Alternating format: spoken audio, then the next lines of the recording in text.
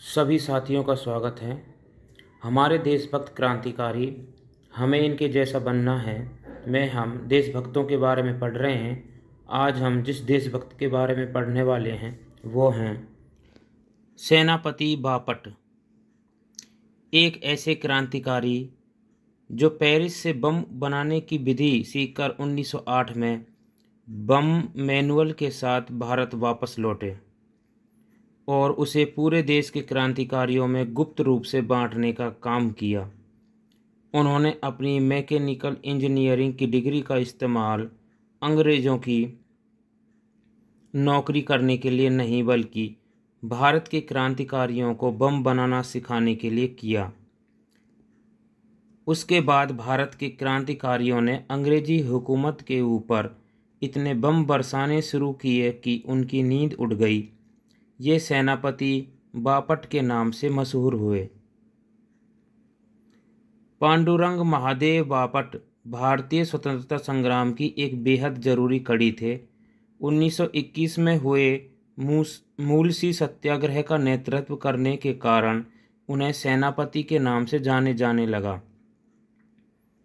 पुणे के डेक्कन कॉलेज में दाखिला लेना उनके जीवन के लिए एक महत्वपूर्ण मोड़ साबित हुआ, क्योंकि यही वह जगह थी जहां बापट के मन में राष्ट्रवादी भावनाओं के बीज पनपे थे। 1904 में कॉलेज से निकलने के बाद बापट छात्रवृत्ति पाकर पढ़ने के लिए इंग्लैंड चले गए।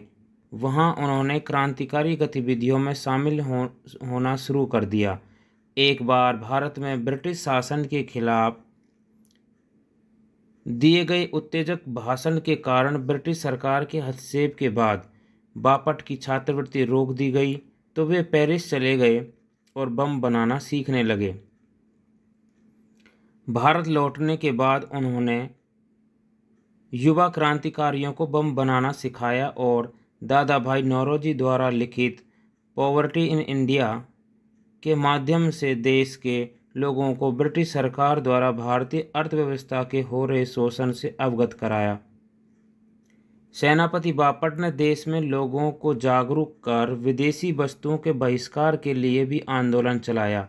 सेनापति बापट अपने जोशीले भाषण के लिए इतने प्रसिद्ध थे कि लोग दूर दूर से उन्हें सुनने आते थे। न जाने कितने युवा उनसे प्रभावित होकर स्वतंत्रता संग्राम में कूद पड़े। ब्रिटिश हुकूमत के खिलाफ दिए गए अपने भाषणों की वजह से कई बार सेनापति बापट को जेल भी जाना पड़ा, लेकिन उन्होंने अंग्रेज़ों का विरोध करना नहीं छोड़ा। हमारे देशभक्त क्रांतिकारी हमें इनके जैसा बनना है। जय हिंद।